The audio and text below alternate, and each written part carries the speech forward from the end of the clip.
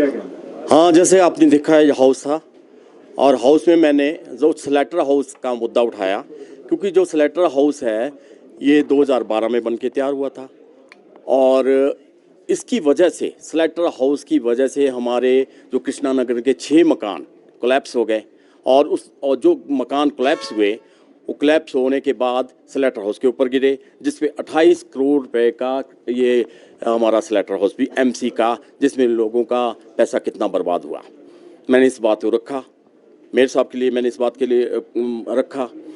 और दूसरी बात यह है कि मैंने मेयर साहब को और बोला कि जो हमारे रे वाले मकान बने हैं, बन के तैयार है, आप उनको देने में इतनी देर क्यों कर रहे हैं? 15 तारीख से लेकर आज आप देख लो 29 तारीख हो गई है, कम से कम 14-15 दिन हो गए हैं, लेकिन अभी तक कोई नगर निगम की कोई कार्रवाई नहीं हो रही। रे वाले मकान, इनके अपने मकान है, ये क्यों नहीं दे रहे? और इसमें जो है वहाँ के जो लोग हैं वो इवन वो रेंट देने के लिए भी तैयार है, वो और कंडीशनली वो हाउस लेने को तैयार है। कंडीशनली हमारे को हाउस दे दो ताकि हम 1 साल के लिए रहें, और उसके लिए इवन रेंट भी देने के लिए तैयार है। कितने लोग हैं? ये जो अभी कम से कम नहीं है 20 एक लोग तो हैं ही हैं, जिनको तुरंत से रिहेबिलिट किया जाना चाहिए। स्लॉटर हाउस को लेकर आप किस तरह की जांच की मांग कर रहे हैं और क्या आश्वासन मिला? स्लेटर हाउस का जांच तो मैं बड़ी चाहता हूँ कि इसकी तो जांच होनी चाहिए। अभी उन्होंने हाउस में बोल भी दिया है कि इसकी जांच बिठाई जाएगी। इवन कमिश्नर साहब ने बोला है कि इसकी जांच बिठा दी गई है, क्योंकि आपको पता है जब ये स्लेटर हाउस बन रहा था तो हमने तब भी ऑब्जेक्शन किया था। जब वहाँ इतनी बड़ी बड़ी मशीनरी नीचे से चली, वो जो हमारा फिर अब ये एमसी वाले बोले सिंकिंग जोन है, सिंकिंग जोन है, तब नहीं इनको दिखा ये सिंकिंग जोन है। अरे मकान तो पहले के बने हुए थे, स्लेटर हाउस उन्होंने बाद में बनाया, तब इन लोगों को नहीं दिखा। अब ये एमसी वाले लिख रहे हैं कि वो सिंकिंग जोन थी। अरे जो हाउसेस थे वो पहले के बने हुए, स्लेटर हाउस बाद में बना। हमने इनको बोला कि आप एक काम करो, जो स्लेटर हाउस जो मकान है उनको वॉल लगा के, रिटेनिंग वॉल लगा के, छोटे छोटे डंगे लगा के, उन जो ऊपर हाउसेज है उनको बचा लो भाई, बाई चांस कोई दुर्घटना ना हो जाए। आज वही हुआ, लेकिन उन्होंने ये लोग क्या बोलते थे कि नहीं ये अवैध निर्माण है, अवैध निर्माण को हम प्रोटेक्शन वॉल क्यों लगाएं, हम रिटेनिंग वॉल क्यों दें? आज जिन्होंने अपनी गलतियों से, मैं तो शरेआम बोलूँगा ये एमसी की गलती है, जो उस टाइम जिसने स्लेटर हाउस बनाया, जिसने इसकी डीपीआर बनाई थी, जो एचओडीज थे, जो ठेकेदार था, ये उसकी सरासर उसकी गलती है। और दूसरी बात ये है कि वहाँ पर एचओडीज ने आके, या जो टेक्निकल वर्कर, तो टेक्निकल तो ये लोग हैं, इन्होंने आके देखा क्यों नहीं कि हमारा स्लेटर हाउस कैसा बन रहा, कैसा नहीं बन रहा, ऊपर इसके हाउसेज है, इन्होंने बिल्कुल नहीं केयर की। और आज इनकी वजह से वहाँ पर 2 लोग भी एक्सपायर हो गए। तो आपका ये साफ तौर पे कहना है कि स्लेटर हाउस के निर्माण के कारण ही वहाँ पर ये हादसा हुआ, उसके बाद ही खतरे की जद में मकान आए? हाँ, बिल्कुल बिल्कुल ठीक है, क्योंकि वहाँ पर नीचे से जो मशीनें चलती थी उसकी जो वाइब्रेशन होती थी ना, तो उस वाइब्रेशन की वजह से ये कोलैप्स हुआ। आस्ते आस्ते बढ़ता रहा, जब ये बन के तैयार हुआ उस टाइम भी इनको हमने बोला कि प्लीज़ आप लोग इसको रिटेनिंग वॉल देखिए, लेकिन इनकी एक ही बात थी, अरे यार गरीब लोगों ने पता नहीं कैसे कैसे विरोध किया। हमने उस दौरान भी विरोध किया कि यहाँ पर ना बनाया जाए, वहाँ के लोगों ने बड़ा विरोध किया, लेकिन इन लोगों ने ध्यान ही नहीं दिया। अरे कम से कम लोगों ने, इतने गरीब लोगों ने इतनी मुश्किल से अपने आशियाने बनाए हैं, इनका तो कुछ नहीं गया। जिन्होंने भी ये बनाया, ये जो 28 करोड़ का तो जनता का पैसा गया ना, एमसी का पैसा गया, जनता का जो टैक्स वगैरह जमा कर जनता का पैसा गया, इनका क्या गया? इनकी तो जो जिन्होंने भी काम किया है, छोटी सी ने किया, इनकी तो सैलरी आ रही है इनके अकाउंट में, इनका क्या गया? लेकिन जिन लोगों ने पता नहीं कैसे कैसे पैसे इकट्ठे करके लोगों से, हमारा बैंकों से लोन लेके बनाया, असली मार तो उनकी पड़ गई है, और दूसरी वो 2 बंदों की जान चलेगी। और एक बात और मैंने इनको बोला कि मैं लगातार, आपको पता ही, आपके माध्यम से ही बोल रहा हूँ कि वहाँ पर जो स्मेल है ना, वहाँ पर जो अपना बकरियाँ थी, पिग्स थे और कटे हुए मुर्गे थे, उनकी वजह से बड़ा वहाँ पर स्मेल फैल गई था। मैं आपको बता रहा हूँ कि उस दौरान मेरे साहब की बात करती करती लेडीज़ बेहोश हो गई, कितनी हालात बद से बदतर हुए हुए हैं। तो मैंने कमिश्नर से मिला, मैंने कहा सर वहाँ उसको रिमूव कर दिया जाए, नहीं तो इससे पहले कि कोई और बड़ी आपदा ना वहाँ आ जाए, बीमारी ना फैल जाए। और मुझे आज इन्होंने आश्वासन दिया कि वहाँ पर हमने मतलब आज से काम शुरू करा दिया, हम देखते हैं काम शुरू हुआ या नहीं हुआ। और दूसरी बात यह है कि मैंने इनको बोला है कि अब इन्होंने आज मुझे जहाँ ये कोलैप्स हुआ है, कृष्णा नगर में कई जगह कोलैप्स हो गया है, तो इन्होंने बोला है कि वहाँ पर रिटेनिंग वॉल लगाने का भी इन्होंने आश्वासन दिया कि रिटेनिंग वॉल भी लगाएंगे, उनके और मकानों को हम सेव करेंगे। ये इन्होंने आज मुझे आश्वासन दिया है अंदर। टनल निर्माण निर्माण को लेकर मुद्दा होगा और अधिकारी से भी बातचीत हुई, क्या वहाँ पर प्रॉब्लम है और क्या अधिकारी ने वहाँ पर जवाब दिया? सर देखिए, जो स्मार्ट सिटी के तहत हमारे ढली टनल पे एक टनल का निर्माण हुआ है, तो उस टनल में जो काम की गति है इतनी स्लो है कि उससे सारी जनता वहाँ पे परेशान है। आप लोगों ने भी देखा होगा टनल के सिमिट्री वाली साइड की, पहले मैं बात करता हूँ कि सिमिट्री वाली साइड जहाँ से अंदर को कम से कम सिमिट्री और भट्टा कुफर के वार्ड के 20 से 25 हज़ार लोग डेली आना जाना है उस क्रॉसिंग से है अंदर जाने के लिए। और सुबह कम से कम 3-4 हज़ार बच्चों को लेके पेरेंट्स टनल पे टैक्सी या बसेस के लिए आते। सिर्फ एक सिंगल मारुति कार के बराबर इतना छोटा सा रोड वहाँ पे उन्होंने रखा है, कभी वो इधर से घुमा देते उसको मिट्टी डाल के या जेसीबी से, कभी इधर से घुमा देते। लोग इतने परेशान हैं कि सिमिट्री वाले पार्षद है विनय जी और मैं, लोग इतना परेशान करते हैं कि वो उनकी दिक्कत भी बहुत सॉलिड है, बहुत ठीक बोल रहे हैं वो, क्योंकि ये जो टनल वाली कंपनी बना रही है बिल्कुल लापरवाही से काम कर रही है। इन्होंने पिछली गवर्नमेंट के टाइम लास्ट में इन्होंने हमारे जो मुख्यमंत्री जी हैं उन्होंने उसका उद्घाटन भी कर दिया था कि टनल अब थ्रू है, टनल थ्रू हो चुकी थी। लेकिन आज आपके सामने आपने देखा वहाँ के एक्शन साहब जब मौके पे अभी हाउस में आए थे, तो जब उस समय सीएम साहब ने कर दिया था, तो अभी क्या उन्होंने आज खुद कहा है कि अभी टनल हमारी कंप्लीट नहीं है। तो उसके चलते हमने देखा कि जब ये टनल पहले टनल की ऐसी लंबाई थी, जो लंबाई ऐसी सीधी टेढ़ी करके वो बननी थी, जो पिछली टनल से इस रोड पे सीधी मिलनी थी, लेकिन इन्होंने ठेकेदार ने अपने फ़ायदे के लिए उस टनल को बिल्कुल सीधा ऐसा किया और उसके बाद उन्होंने उसको बंद कर दिया कि हमें और फंड दिए जाए। और जो फंड वो आए, अब उससे वो लेंटर को उस रोड के बाहर दोनों साइड लेंटर डाल रहे हैं। आपने देखा होगा, जो कि करने की ज़रूरत ही नहीं थी। ठेकेदार की लापरवाही के कारण वो फंड एक्स्ट्रा वहाँ लग रहा है, क्योंकि जब पहले डीपीआर वगैरह इसकी बनी थी उन्होंने बिल्कुल ठीक बनाई थी, लेकिन इस ठेकेदार ने अपने फ़ायदे के लिए उस टनल को सीधा कर दिया। और सीधा होने के बावजूद उस टनल पे बाहर दोनों साइड लेंटर डालने पड़ रहे हैं, जो कि फालतू के डाले जा रहे हैं। जो हमारे वहाँ सरकार के एक्शन वगैरह है, मैं कहूँगा कि उनकी लापरवाही के कारण ठेकेदार वहाँ पे अपनी मनमर्जी कर रहा है, क्योंकि एक्शन है या एसडीओ है जी, वहाँ पे उनको कुछ बोलते नहीं है। पता नहीं ठेकेदार उनको क्या खिलाते हैं, क्या करते हैं। लेकिन जब हम लोग भी वहाँ उनसे पूछते हैं कि ये भैया जल्दी करो, या और जो हमारे एक्शन है डिपार्टमेंट के भी, हमारे जो लोग हैं हमारी सरकार के, वो भी ठेकेदार की फेवर ज़्यादा करते हैं और स्थानीय लोगों की फेवर वहाँ कम करते हैं। इसी कारण आज जब हाउस में वो एक्शन साहब सामने आए तो अपनी प्रतिक्रिया देने लगे कि हम ऐसा कर रहे वैसा कर रहे, लेकिन हमें पार्षदों ने तो अपनी बात वहाँ रखनी थी कि ये लापरवाही हो रही है हमारे डिपार्टमेंट की ओर से, वहाँ पे ये लापरवाही हो रही है। इस करके जो एक्शन साहब आए थे थोड़े भावुक भी हो गए कि मैं एक लेडी हूँ, अच्छी बात है लेडीज़ है, लेकिन 2 लाख रुपए पे तो शायद आपको भी मिल रही है, काम तो करना पड़ेगा, हमें तो लोगों को जवाब देना है। ठेकेदार जी तो अपने पैसे लेके कल को निकल लेंगे, एक्शन एसडीओ है ये भी एक आधे साल में ट्रांसफ़र करके इधर उधर चल जाएंगे, लेकिन जो हम लोग स्थानीय लोग हैं हमें तो लोगों को जवाबदेही देनी है, वहाँ पे लोगों को फेस करना है। तो इसी कारण हमने आज अपनी बातें यहाँ पे रखी थी हाउस के अंदर। एक्शन का कहना था कि जो भैया, आपका क्या मानना है? सर पूरा प्रेस यहाँ पे है, आज इन्होंने पूरी प्रेस के सामने पूरे हाउस के अंदर एक्शन साहब ने बोला कि सितंबर में आपको पूरी टनल बना के देखेंगे। मैं कहता हूँ अगर इस साल भी ये टनल बन जाएगी वो भी बहुत बड़ी कामयाबी होगी इन लोगों की। मुझे नहीं लगता, सितंबर तो आ ही गया और सर वहाँ देखेंगे अभी इतना रोड है टनल के भट्टा कुफर वाली साइड। सर हमने जो हमारे पीडब्ल्यूडी मिनिस्टर विक्रमादित्य जी, भट्टा टनल से लेके हाउसिंग बोर्ड कॉलोनी तक सर इतने बड़े बड़े खड्डे थे, ऐसे ऐसे गाड़ियाँ चलती थी वहाँ पे। लेकिन जब हमने उनसे कहा तो पीडब्ल्यूडी ने टनल से लेके हाउसिंग बोर्ड कॉलोनी तक इतनी मोटी टायरिंग बहुत अच्छी हमारे डिपार्टमेंट ने की है।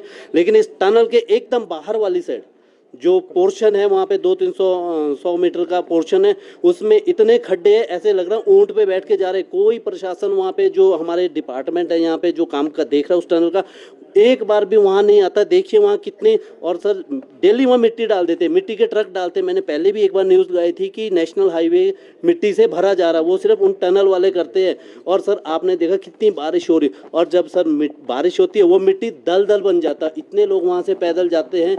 इतनी लापरवाही डिपार्टमेंट वहाँ पे कर रहा है हमारा ये जो देख रहे हैं टूरिज्म वाले, कि हम बोल नहीं सकते। हम तो बोल ही सकते सर, लड़ेंगे क्या करेंगे। ऊपर से फिर जो हमारे ऑफिसर है वो हमें बोलते हैं आप चुप रहिए, हम देख रहे, क्या स्वाद देख रहे। सर आप लोग भी वहाँ जाके देखना, उसको कवर करना कि कितने खड्डे। और टनल के अंदर तो ये फिर इन्होंने पूरी लेबर लगाई है, टनल के अंदर पूरा अपना काम कर रहे हैं, लेकिन जो टनल के बाहर वाली साइड है वो लटका के रखा है, क्योंकि पैसे अभी और कम होने हैं सर। इन्होंने वही रोना है कि पैसे कम हो गए, पैसे खत्म हो गए, क्योंकि पैसे अपनी डिजाइनिंग में अंदर जो इजी काम है टनल के अंदर उसमें सारा फोकस इनका उधर है। अभी भी जो पैसे बाहर के लिए आए, लेकिन बाहर जब सर काम नहीं होगा तो चिल्लाएगा कौन? आम अब पब्लिक चिल्लाएगी, जैसे हम लोग चिल्लाएंगे सरकार को फंड देना पड़ेगा, और ठेकेदार बड़ी होशियारी से सरकार से फंड निकाल रहे हैं, वहाँ काम अंदर ही हो रहा। बाहर दोनों साइड देखना आपने सर, चार बंदे, 4 इस साइड लगाए होते, 4 उस साइड लगाए होते। पिछले हफ्ते अनिरुद्ध जी, विक्रमादित्य जी, हरीश जनाठा जी, तीनों, 2 मंत्री, एक एमएलए साहब को वहाँ बुलाया, उन्होंने भी स्थिति को देखा है, उन्होंने भी फटकार लगाई ठेकेदार को कि भैया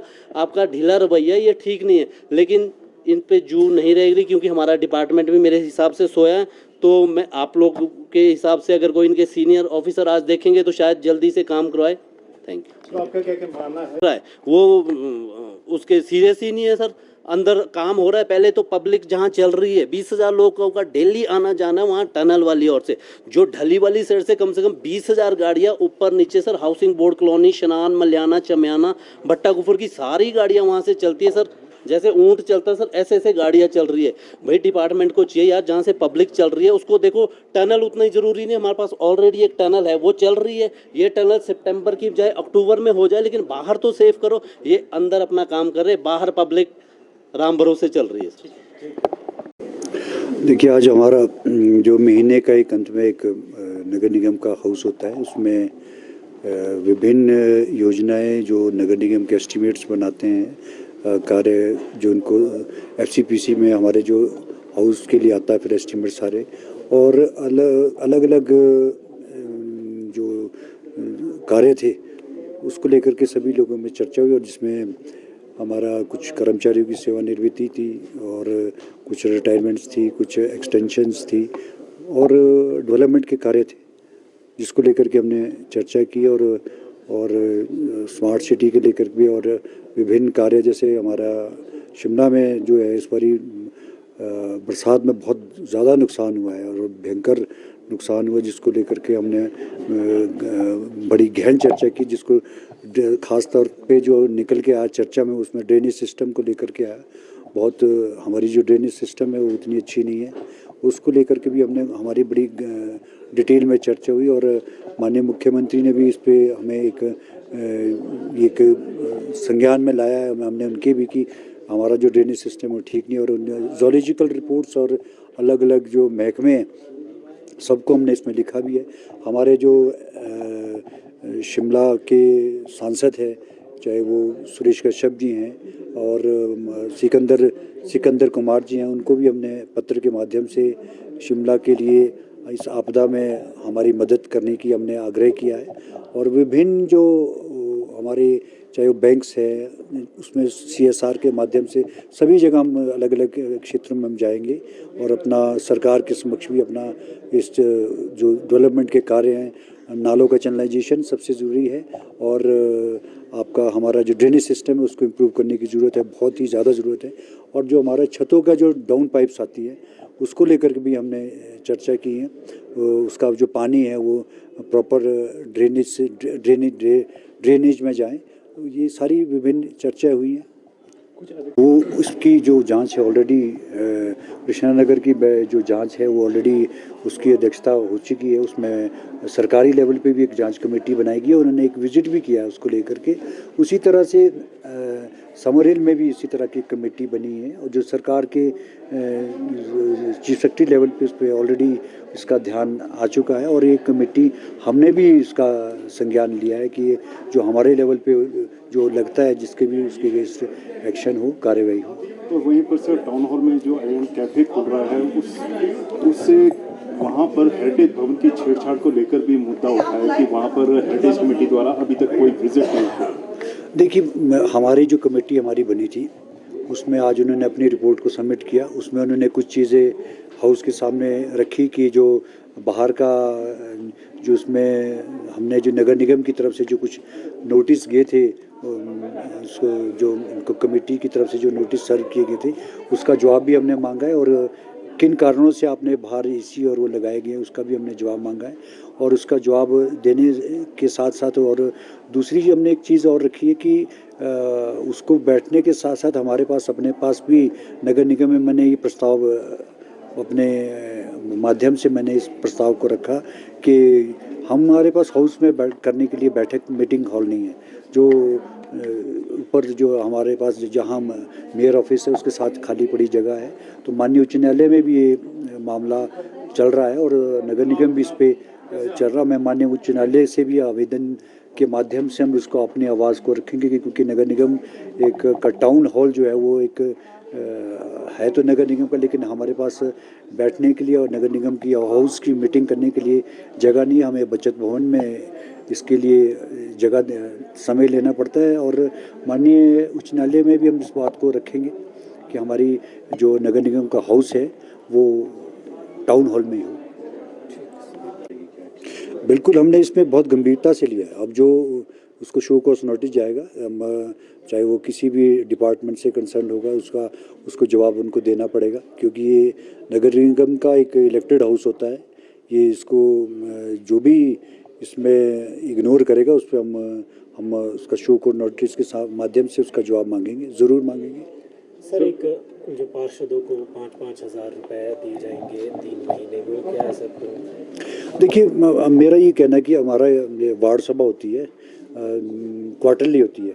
हर वार्ड में एक वार्ड सभा होती है जो वहाँ के स्थानीय लोग जो होते हैं वो एक और पार्षद की अध्यक्षता में मीटिंग होती है और हमारा नगर निगम का एक कर्मचारी उसमें सेक्रेटरी होता है, चाहे वो जी हो या सुपरवाइज़र हो। उसके लिए एक उन्होंने किसी हमारे पार्षदों ने कहा था कि उसका हमारा जो थोड़ा ठहरने की बैठने की व्यवस्था या रिफ़्रेशमेंट कहें आप उसको या चाय पानी या कुछ इस तरह का रहता है खर्चे को, तो उसमें हमने प्रावधान किया कि 5,000 रुपये हम कुछ उसके लिए रखें ताकि जो क्वार्टरली एक मीटिंग होती है वार्ड सभा की, उसके लिए साल में 4 मीटिंग्स होती हैं और उसके लिए 5,000 की सर, आज से पहले भी समय जो होती थी, तो आपको लगता है कि ऐसे समय में जब आपदा से जूझ रहा है शिमला, तो ऐसे समय नहीं करना चाहिए क्योंकि 3 महीने में 1,70,000 जो ये खर्च हो? नहीं, देखिए उसमें एक वार्ड के लोग भी क्योंकि वार्ड सभा एक बड़ा इम्पोर्टेंट एक चैप्टर है, जो भी कार्य होते हैं वार्ड सभा से पास होकर के हमारे पास आते हैं, तो एक क्वार्टरली उसको करना और उसके लिए एक पार्षद के माध्यम से ही हमारे पास ध्यानार्थ में ये मामला लाया। तो उसमें माननीय हमारे मंत्री जी थे अनिरुद्ध सिंह जी, उन्होंने कहा कि इसको हम आप करिए और हम उसका वो अपने विधायक निधि से या उस निधि से हमें उस धन को उपलब्ध कराएंगे। सर, वहीं पर बैठक में